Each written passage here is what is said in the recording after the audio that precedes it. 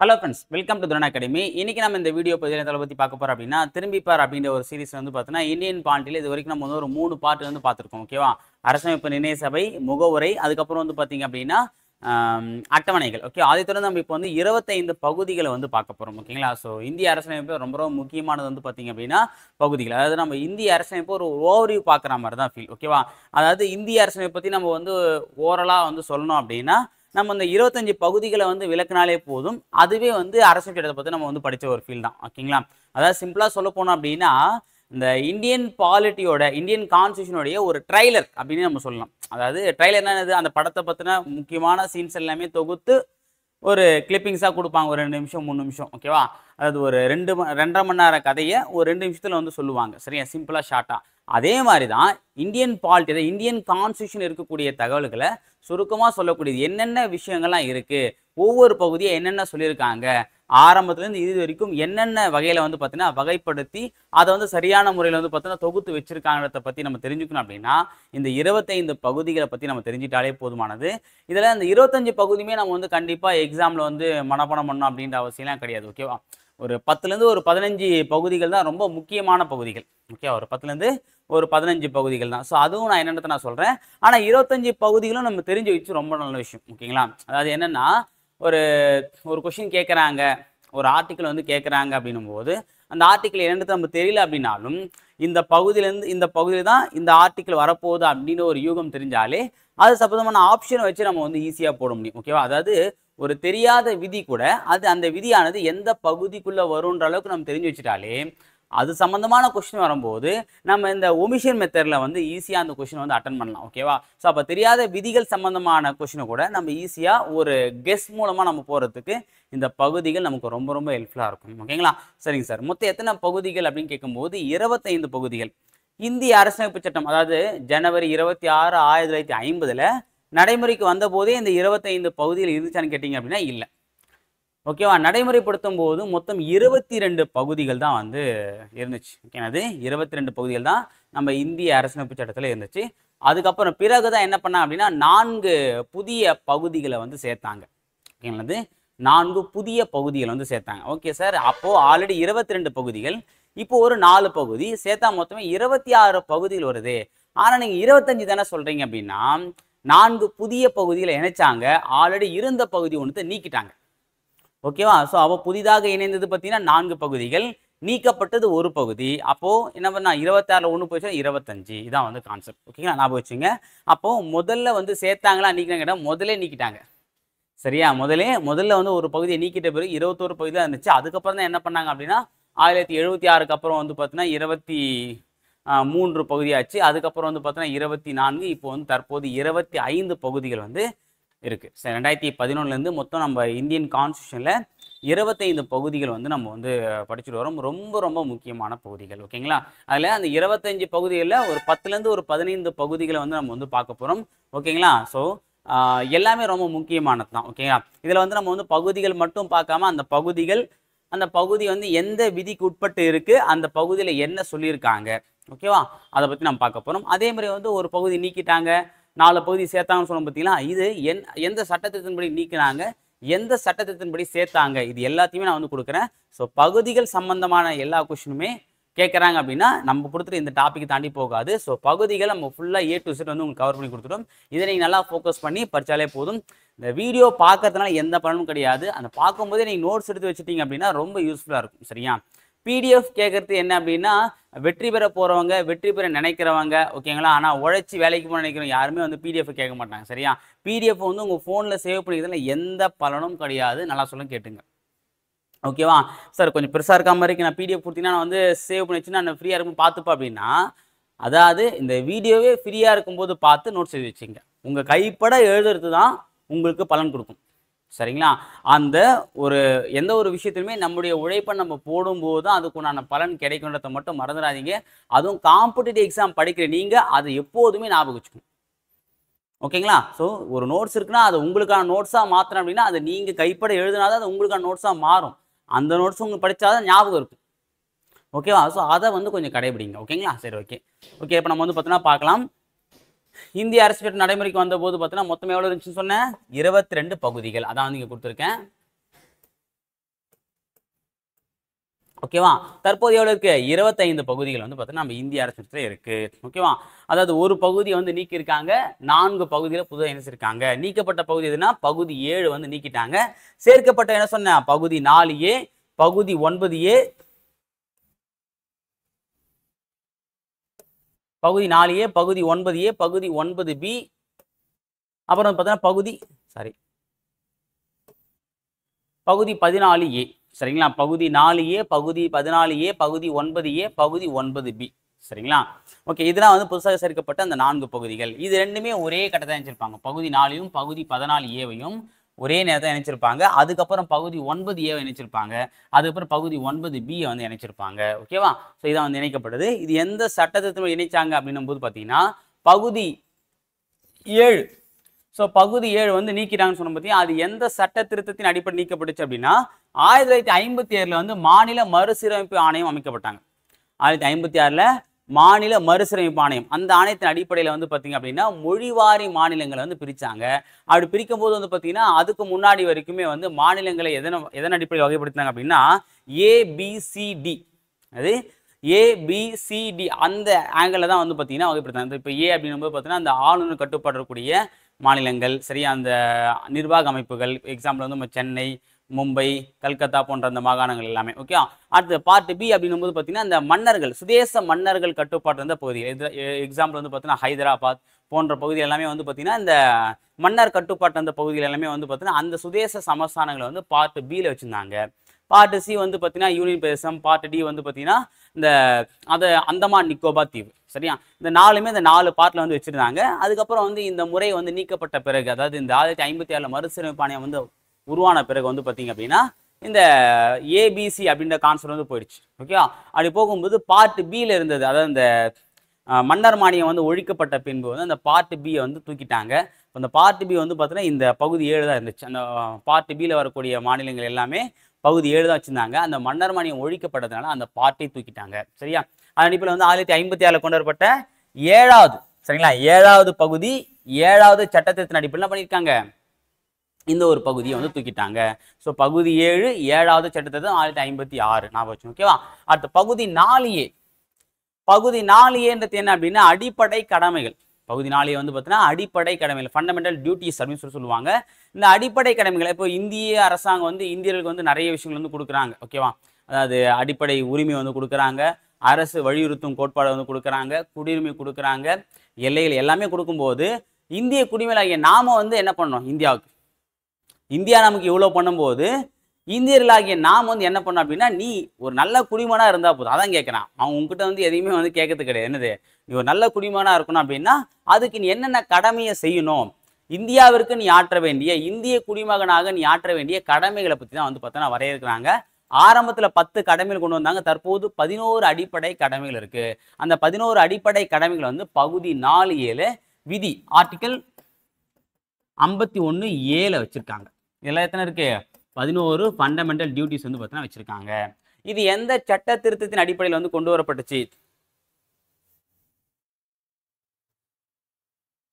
ஓகேங்களா? ஸோ எந்த சட்டத்தின் அடிப்படையில் கொண்டு வரப்பட்டுச்சு அப்படின்னு பார்த்தீங்க அப்படின்னா 1976 கொண்டு வரப்பட்ட 42வது, நம்ம 42வது சட்டத்தை நிறைய வாட்டி பார்த்துருப்போம். ஓகே, அதாவது குறு அரசமைப்பு, அதாவது வந்து பார்த்தீங்கன்னா மினி கான்ஸ்டியூஷன் சொல்லுவாங்க. ஓகேங்களா? இதை இந்த 42வது சட்டத்திட்டத்தை இதன் அடிப்படையில் தான் என்ன பண்ணாங்க? பகுதி 4A வந்து சேர்த்திருப்பாங்க. ஓகேவா? அடுத்து வந்து பார்த்தீங்கன்னா பகுதி 14A. பகுதி 14A வந்து பார்த்தீங்கன்னா இது என்ன பண்ணாங்க அப்படின்னா இதுவும் அதே இந்த பகுதி 4A சேர்க்கும் போது அந்த பகுதி 14A வந்து சேர்த்திருப்பாங்க. இந்த பகுதி 14A வந்து 1976 கொண்டு வர 42வது சட்டத்தின்படி தான் இதுவும் வந்து சேர்த்திருப்பாங்க. ஓகேவா? இந்த பகுதி 14A என்ன அப்படின்னா அந்த தீர்ப்பாயங்களை பற்றி சொல்லுது. இந்த அரசு பணியாளர்கள், ஓகேவா, அந்த IAS, IPS, IFS, அப்புறம் வந்து பார்த்தீங்கன்னா அந்த அரசு பணியில் செய்யக்கூடிய எல்லாருக்கும் உண்டான அந்த குறைகளை நிவர்த்தி செய்வதற்கு அவர்களுடைய இந்த எப்படி சொல்றது பெட்டிஷனர் பற்றி அதெல்லாம் வந்து தீர்த்து வைப்பதற்கு தான் என்ன பண்ணுறாங்க, இந்த தீர்ப்பாயங்களை வந்து பார்த்தீங்கன்னா பண்ணுறாங்க, கொண்டு வராங்க. இந்த ஒரு சட்டத்தின் அடிப்படையில் தான் இந்த தீர்ப்பாயங்கள் இந்திய அரசமைப்பு சட்டத்தில் 14A வச்சு. ஏன் சார் இது 14A வைக்கிறாங்க அப்படின்னா பார்ட் 14 என்ன சொல்லுது? அரசு பணியாளர்களை பற்றி சொல்லக்கூடியது 14, அதாவது மத்திய மாநில அரசு பணியாளர் பற்றி சொல்லக்கூடிய பகுதி 14. அப்போ அது கீழே வச்சாதான் கரெக்டாக சொல்ல பகுதி 14A என்ன பண்ணுறாங்க? தீர்ப்பாயங்களை வந்து வைக்கிறாங்க. ஓகேவா? அடுத்தது பகுதி 9A. பகுதி 9A அப்படின்போது பகுதி 9 வந்து கிராம பஞ்சாயத்தை பத்தி சொல்லுது. அதே பகுதி 9A என்ன சொல்லுது அப்படின்னா அதாவது நகர்பாலிகா அப்படின்னு சொல்லி நகர பஞ்சாயத்து முறையை பத்தி சொல்லுது. அது நகர்பாலிகா. இது எப்ப அப்படின்னா 1992 கொண்டு வரப்பட்ட 74வது சட்ட திருத்தம்.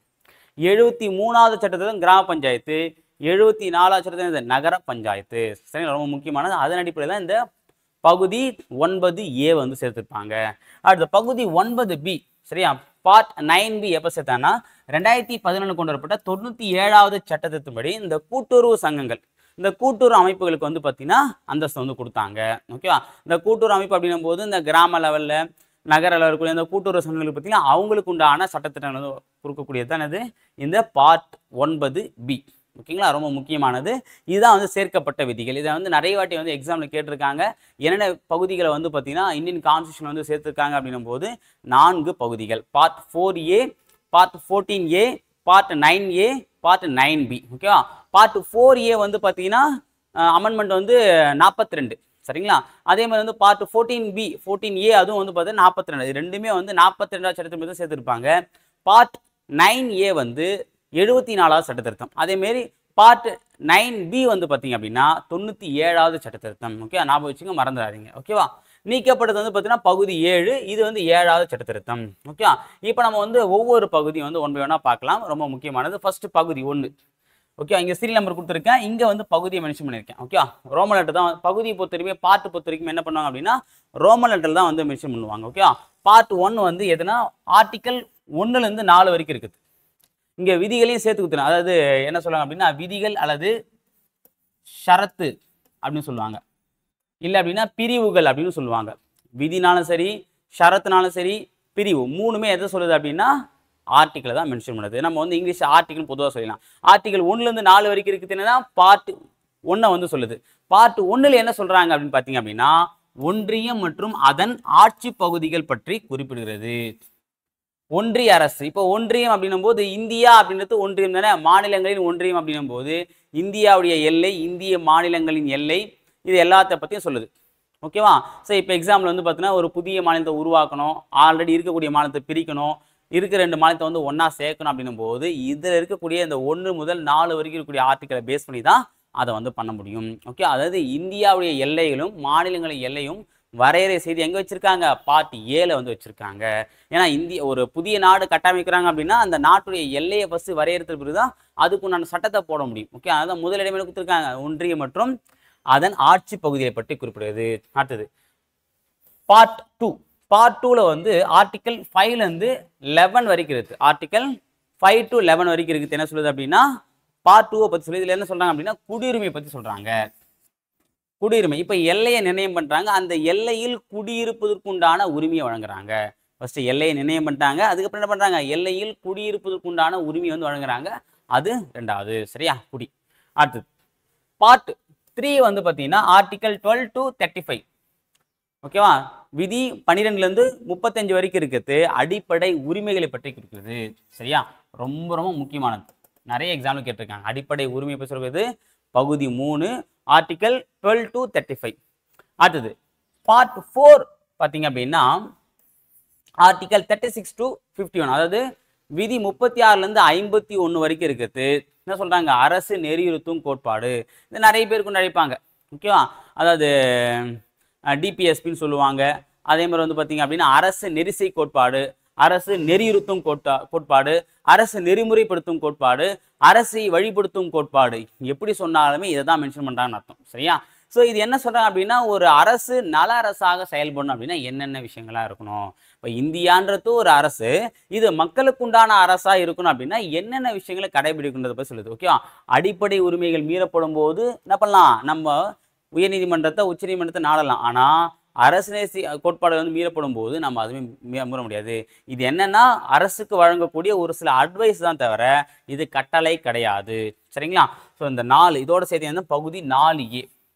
இது என்னது, விதி 51A வந்து சொல்லுது அடிப்படை கடமைகள். இதான் நான் சொன்னேன், புதுசாக சேர்த்தாங்க சொன்னேன் பார்த்தீங்கன்னா, புதிதாக சேர்க்கப்பட்ட விதி இதுதான்.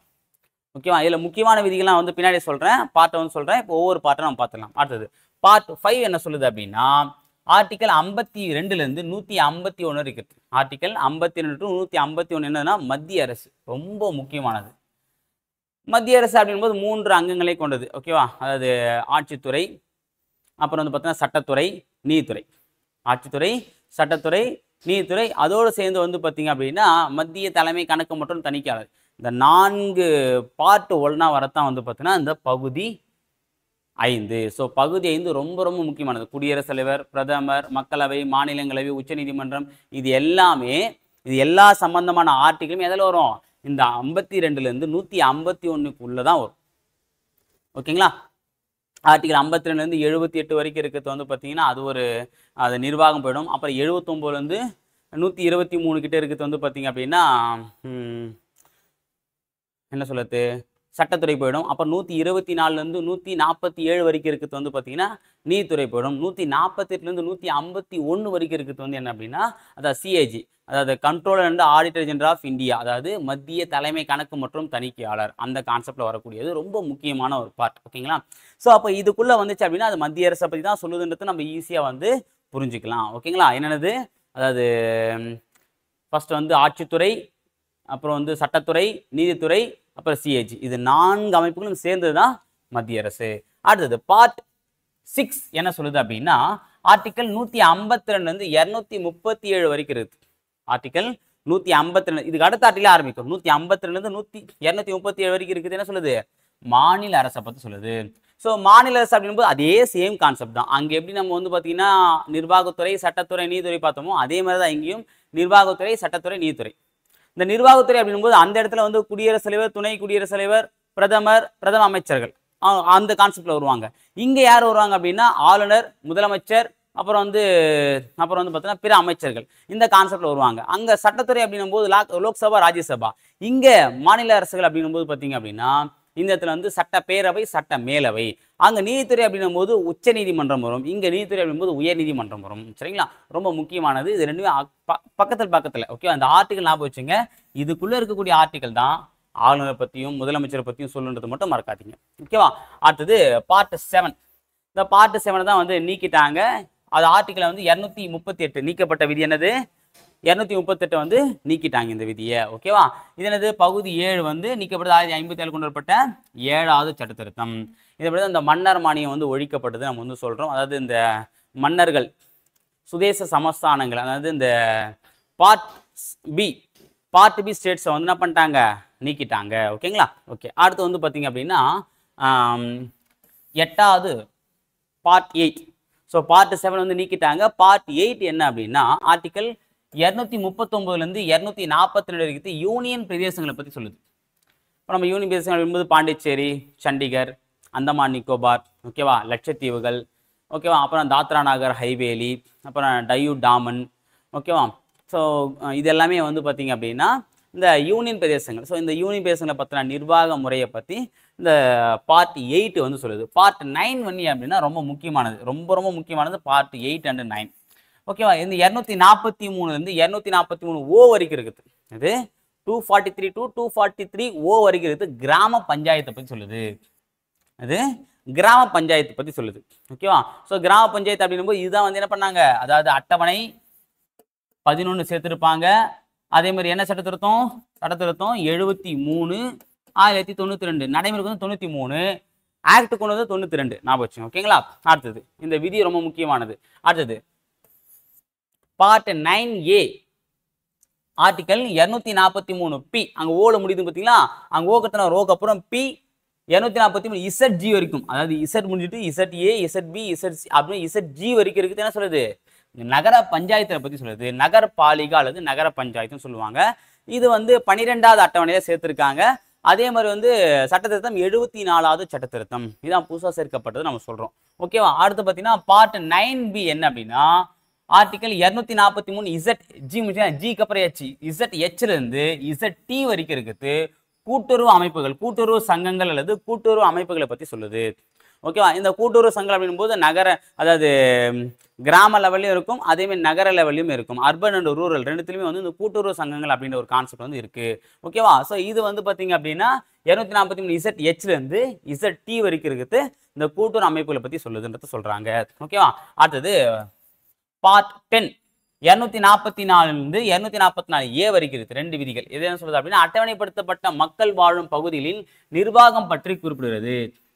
ஸோ அட்டவணைப்படுத்தப்பட்ட மக்கள் அதாவது இந்த எஸ்சி எஸ்டின்னு சொல்லுவோம் பார்த்தீங்களா, அப்போ வந்து ஷெட்யூல்டு கேஸ்ட் பீப்புள்ஸ் உடைய அவங்களுக்குன்னு ஒரு சில பகுதிகள் வந்து பார்த்தீங்கன்னா ஒதுக்கியிருப்பாங்க. ஸோ அவங்க வாழக்கூடிய பகுதியில் அந்த நிர்வாக வசதியை பற்றி சொல்லுது, அந்த நிர்வாக முறையை பற்றி சொல்லக்கூடியது. இப்போ வந்து பார்த்தீங்கன்னா நம்ம சவுத் சைடு மேக்ஸிமம் வந்து இந்த அட்டவணைப்படுத்தப்பட்ட மக்கள் அப்படின்ற கான்செப்ட் வந்து பார்த்தீங்கன்னா அதிகமாக கிடையாது.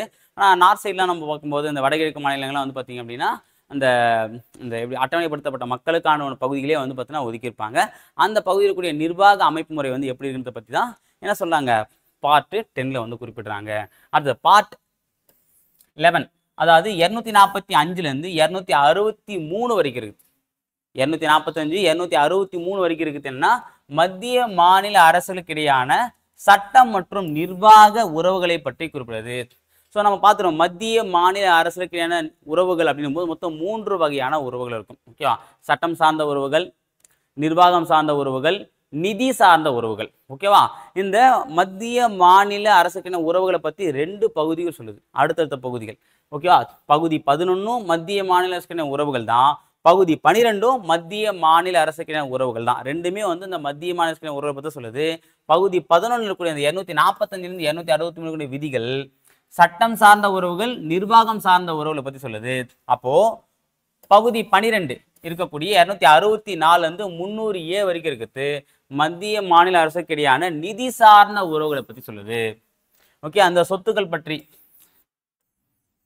ஓகே வழக்குகள் மற்றும் அதாவது நிதி சார்ந்த வழக்கு, நிதி சார்ந்த விஷயங்கள் எல்லாமே வந்து பார்த்தீங்கன்னா இந்த பார்ட் 12 வந்து சொல்லியிருக்காங்க. ஓகே, நம்ம நல்லா நோட் பண்ணி பாருங்க.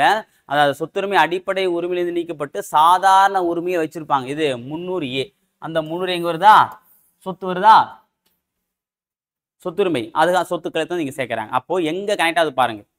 ஓகே, நம்ம படிச்சிருப்போம் பார்ட் 12ல் வந்து பார்த்தீங்கன்னா சொத்துரிமை வச்சிருக்காங்க அப்படின்னு சொல்லிட்டு. ஏன் அது எங்க ஏன் அதில் வைக்கிறாங்க அப்படின்னா அது மத்திய மாநில அரசுக்கான நிதி சார்ந்த உறவுகளை வரக்கூடிய கான்செப்ட். இந்த வழக்கு மற்றும் சொத்துக்கள் எல்லாமே இந்த பார்ட்ல வந்து நான் வச்சுக்கலாம். ஓகேங்களா, சரி ஓகே. ஏன்னா பார்ட்டை பற்றி பார்க்காத வரைக்கும் சும்மா மனம் பண்ணியிருப்போம். இப்போ வந்து நம்ம பார்த்த பிறகும் புரிஞ்சு படிக்கணும். ஓகேவா, அடுத்தது பார்ட் 13 என்ன சொல்லுது பார்க்கலாம். ஓகேவா, 301 307 வரைக்கும் இருக்குது. 13 அப்போ சொல்லுது மாநில அரசுகளுக்கு இடையான வாணிபம், வர்த்தகம் மற்றும் போக்குவரத்து தொடர்பான உறவுகளை பற்றி குறிப்பிடுறது. சரியா, மத்திய மாநில அரசுக்கு பற்றி சரி, மாநிலங்களுக்கு பற்றி அந்த மாநிலங்களுக்கு இடையே இந்த போக்குவரத்து பற்றி வணிகம் சார்ந்த அந்த விஷயங்கள். ஓகேவா, ஸோ அதுக்குண்டான பொருட்களை வந்து பார்த்தீங்கன்னா சொல்லக்கூடிய விதிகள். ஓகேவா, இப்போ ஒரு 2 மாநிலங்களுக்கு இடையே வந்து ஒரு வணிகம் தொடர்பாக வந்து பார்த்தீங்கன்னா ஒரு ஒப்பந்தம் போடுறாங்க அப்படின்னா அதை வந்து எதை அடிப்படையில் போடணும், ஏன்னா இந்த பகுதி 13 கூடிய அந்த ஆர்டிக்கலை பேஸ் பண்ணி தான் நம்ம வந்து போடணும். சரிங்களா, எந்த சட்டமாக இருந்தாலும் இதை பேஸ் பண்ணி தான் நம்ம வந்து போடணும். ஓகேவா, இப்போ மாநிலங்களுக்கிடையான ஜிஎஸ்டி எல்லாமே இதன் கீழே வரக்கூடிய கான்செப்ட் தான். ஓகேவா, 301 307 வரைக்கும் இருக்குது. ஓகேவா, அடுத்து பார்த்தீங்கன்னா பகுதி 14. ஸோ ரொம்ப முக்கியமானது பகுதி 14 வந்து 308 அந்த ஆர்டிக்கல் 323 வரைக்கும் இருக்குது. ஆர்டிக்கல் 308 323 வரைக்கும் இருக்குது. என்ன சொல்லுது அப்படின்னா மத்திய மாநில அரசு பணியாளர் தேர்வாணையங்களை பற்றி குறிப்பிடுறது. சரிங்களா, இந்த யூபிஎஸ்சி. ஓகே, யூபிஎஸ்சி அப்படின்னு union public service commission. Okay, இது வந்து சென்ட்ரல் லெவலில். ஸ்டேட் லெவல் அப்படின்னும் போது பார்த்தீங்கன்னா நம்ம தமிழ்நாட்டில் வந்து டிஎன்பிசி இருக்குது, ஆந்திராவில் வந்து பார்த்தீங்கன்னா Andhra Pradesh public service commission இருக்குது. இதுமாதிரி வந்து ஒவ்வொரு ஸ்டேட்டில் வந்து அந்தந்த மாநில தேர்வாணையம் இருக்குது. அப்போ மத்திய தேர்வாணையம், மாநில தேர்வாணையம் ரெண்டுத்தையும் பற்றி சொல்லக்கூடியது என்னது ஆர்டிக்கல் 308 323 இருக்குது. இது பார்ட் வந்து 14. சரிங்களா, அடுத்து பார்ட் 14A. இதை தான் நான் பண்ணியிருப்பாங்க சட்ட திருத்தம் 42வது சட்ட திருத்தத்தின்படி சேர்த்திருப்பாங்க. அதன் அடிப்படையில் வந்து விதி 323A 323B அந்த 2 விதிகள் வந்து இதில் சேர்த்திருப்பாங்க. அது என்ன சொல்றது, தீர்ப்பாயங்களை பற்றி குறிப்பிடுறது. இந்த ஐஏஎஸ் ஐபிஎஸ்ன்றது பார்த்தீங்கன்னா அந்த அரசு பணியாளர்கள், அந்த அரசு பணியாளருக்கு உண்டான அந்த பெட்டிஷன்ஸை அவங்களுக்கு உண்டான குறைகளை தீர்ப்பதற்கு உண்டான தீர்ப்பாயமாக இது வந்து செயல்படுதுன்றத சொல்கிறாங்க. ரொம்ப முக்கியமானது. அடுத்து வந்து பார்த்தீங்கன்னா பார்ட் 15. இது வெரி வெரி இம்பார்ட்டன்ட். பார்ட் 15 வந்து விதி 324 329A வரைக்கும் இருக்குது. இந்திய தேர்தல் ஆணையத்தை பற்றி குறிப்பிடுறது. எலெக்ஷன் கமிஷன் ஆஃப் இந்தியா நம்ம சொல்லும் பார்த்தீங்களா. அப்போ என்னென்ன எலெக்ஷன் வந்து பார்த்தீங்கன்னா ஸ்டேட் லெவல் எலெக்ஷனு, குடியரசுத் தலைவர் தேர்தல், துணை குடியரசுத் தலைவர் தேர்தல். அப்போ அந்த எலெக்ஷன் கமிஷன் ஆஃப் இந்தியா வந்து பார்த்தீங்கன்னா அந்த அமைப்புடைய ஸ்ட்ரக்சர் என்ன, அமைப்பு என்ன, அதில் எப்படி வந்து நியமனம் பண்ணுறாங்க, என்னென்ன விதி அடிப்படையில் வந்து பார்த்தீங்கன்னா தேர்ந்தெடுக்கிறாங்க.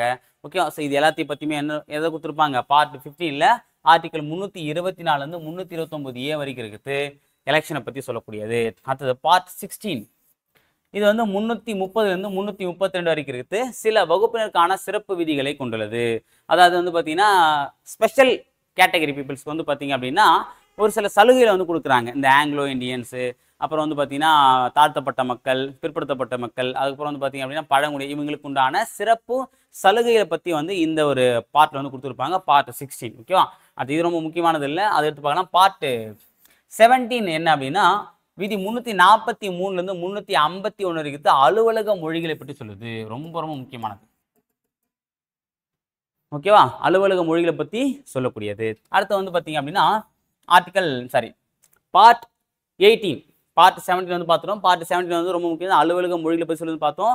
பார்ட் 18 என்ன சொல்லுது பார்த்தீங்க அப்படின்னா இது அதை விட முக்கியமானது. விதி 352லேருந்து 360 வரைக்கும் இருக்கக்கூடியது நெருக்கடி நிலை அதிகாரங்களை பற்றி சொல்லுது. அது நெருக்கடி நிலை, அதாவது நெருக்கடி காலங்களில் வந்து பார்த்தீங்கன்னா இந்தியாவை நிர்வகிப்பதற்குண்டான சாத்தியக்கூறுகளை பற்றி சொல்லக்கூடியது. பொதுவாக இந்தியாவில் வந்து பார்த்தீங்கன்னா 3 வகையான நெருக்கடி நிலையை வந்து பிரகடனப்படுத்துகிறாங்க. அதில் வந்து பார்த்தீங்கன்னா ஃபர்ஸ்ட் தேசிய நெருக்கடி 352, மாநில நெருக்கடி 356, நிதி நெருக்கடி 360. எல்லாமே ஆர்டிக்கல் நான் சொல்கிறேன். ஆர்டிக்கல் 352 வந்து பார்த்தீங்க அப்படின்னா தேசிய நெருக்கடி, ஆர்டிக்கல் 356 மாநில நெருக்கடி, ஆர்டிக்கல் 360 நிதி நெருக்கடி. சரிங்களா. இது ரொம்ப ரொம்ப முக்கியமானது. அந்த நெருக்கடி சம்பந்தமான விவகாரம் எல்லாமே எதில் வரக்கூடியது? பார்ட் 18ல் வரக்கூடியது. 352 to 360. சரிங்களா, ரொம்ப முக்கியமானது. அடுத்தது பார்ட் 19. இது வந்து விதி 361லேருந்து 367 வரைக்கும் பல வகைப்பட்ட விதிகள் அல்லது இதர விதிகள், அதாவது எக்ஸ்ட்ரா ஒரு விதி போடணும் அப்படின்னு எதுவும் சேர்த்துருவாங்க. அதாவது எதுலையுமே சேர்க்க முடியாது எக்ஸ்ட்ராஸ்ன்னு சொல்லும் பார்த்தியா, அந்த மிஸ் ஆன விதிகள், எக்ஸ்ட்ரா இருக்கக்கூடிய விதிகள், அது எல்லாத்தையுமே இதில் போட்டுருவாங்க. வேற ஒன்றும் கிடையாது. இதில் வந்து எல்லா, அதாவது ஒரு குறிப்பிட்ட பார்ட்டு இல்லை ஒரு குறிப்பிட்ட தலைப்பின் கீழ் வராது. எல்லா தலைப்பில் வந்தும் எக்ஸ்ட்ரா இருக்கக்கூடிய அல்லது மிஸ் ஆன விதிகளை வந்து இதில் சேர்த்துருப்பாங்க. ஓகே, இது அந்தளவுக்கு முக்கியமானது இல்லை. அடுத்து வந்து பார்த்தீங்கன்னா பார்ட் 20 ஆர்டிக்கல் 368 ரொம்ப ரொம்ப முக்கியமானது. என்ன அப்படின்னா அரசியலமைப்பு சட்ட திருத்த நடைமுறை பற்றி சொல்லுது. தென்னாப்பிரிக்க நாட்டு அரசியல் சட்டத்தை எடுத்து தான் இந்த அடிப்படை உரிமைகளை அரசியல் சட்டத்தை வந்து திருத்துவதற்கு உண்டான உரிமை. அந்த அரசியலமைப்பு சட்டத்தை திருத்தது வந்து பார்த்தீங்கன்னா எதன்படி திருத்துவாங்க? ஆர்டிக்கல் 368 பேஸ் பண்ணி திருத்துவாங்க. இந்த ஆர்டிக்கல் 368 எதில் சொல்லியிருக்காங்க? Part 20, very important. அடுத்து வந்து பார்த்தீங்கன்னா பார்ட் 21. பார்ட் 21 என்ன சொல்லுது அப்படின்னா ஆர்டிகல் 369 to 332. ஆர்டிகல் 369 to 392 என்னன்னா தற்காலிக, இடைக்கால மற்றும் சிறப்பு வகைமுறைகளை பற்றி குறிப்பிடுகிறது.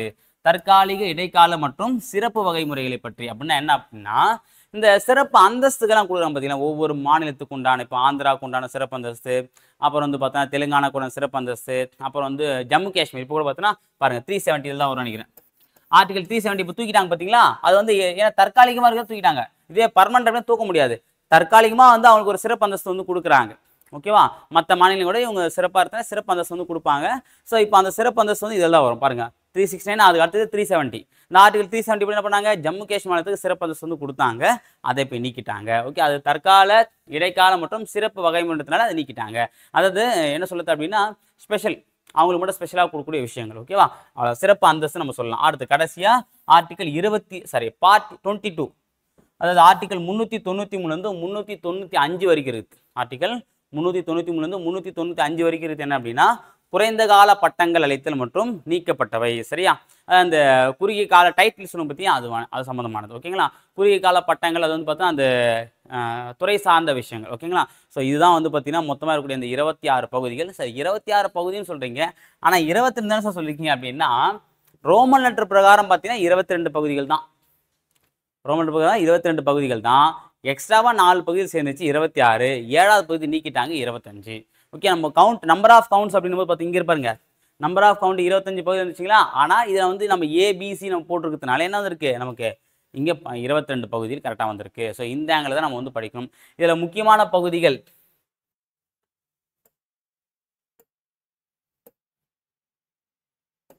ஓகே, இதில் முக்கியமான பகுதி அப்படின்னு பார்க்கும்போது பார்த்தீங்கன்னா என்னென்ன வரும் அப்படின்னா பகுதி 1 வந்து வெரி வெரி இம்பார்ட்டன்ட். சரியா, பகுதி 1, அப்புறம் பார்த்தீங்கன்னா நோட் பண்ணிங்க பகுதி 2, பகுதி 3, பகுதி 4, பகுதி 5, அப்புறம் பகுதி 6, பகுதி 7, அடுத்து பார்த்தீங்கன்னா பகுதி 9. சரி, இதில் சொல்ல பாருங்க பகுதி இதுக்கப்புறம் மாற்றிடும். பகுதி 9, பகுதி 9A, பகுதி 9B. அதுக்கடுத்து வந்து பார்த்தீங்க அப்படின்னா இந்த மத்திய மாநில உறவுகளோடு கேட்பாங்க. பகுதி 11, 12 முடிச்சிங்க. அடுத்து வந்து பார்த்தீங்கன்னா இது நல்லது. பகுதி 14, பகுதி 14A, ஏன்னா சேர்க்கப்பட்ட விதியெல்லாம் கண்டிப்பாக கேட்பாங்க. பகுதி 14, 15, அப்புறம் வந்து பார்த்தீங்க அப்படின்னா 17, 18, அதோட 20. அவ்வளோதான். ஸோ இதான் நம்ம வந்து பார்க்க வேண்டிய பகுதிகள். ஓகேங்களா? ஸோ வந்து ஒரு ஆக்சுவலாக வந்து ஒரு 15க்கு மேலே இருக்கும். ஒரு 10 வந்து நம்ம படிக்க தேவையில்ல. படிக்க தேவைன்னா இதை ஃபுல்லாக ஒரு கிளான்ஸ் பார்த்துங்க. நான் சொன்ன டிக் பண்ண பார்ட்ஸை மட்டும் நல்லா கூர்ந்து கவனிந்து படிச்சிங்க. ஓகேங்களா? ஸோ வந்து பார்த்தீங்கன்னா நம்ம தெரிஞ்சுக்க வேண்டிய விஷயம் வந்து என்னென்ன பகுதிகள் சேர்த்துருக்காங்க, என்னென்ன பகுதியிலேருந்து என்னென்ன விதிகளுக்கு உட்பட்டு வருது. ஓகேவா? அதே மாதிரி வந்து பார்த்தீங்கன்னா நீக்கப்பட்ட பகுதி என்னது, அது வந்து எந்த சட்டத்தின்படி வந்து சேர்த்தாங்க, நீக்கினாங்க. இந்த தகவல் மட்டும் நம்ம தெரிஞ்சிட்டா போதும். நான் டிக் பண்ண ஆர்டிகல் பொறுத்த வரைக்குமே எல்லாத்தையுமே வந்து படிச்சிங்க. ஓகேவா?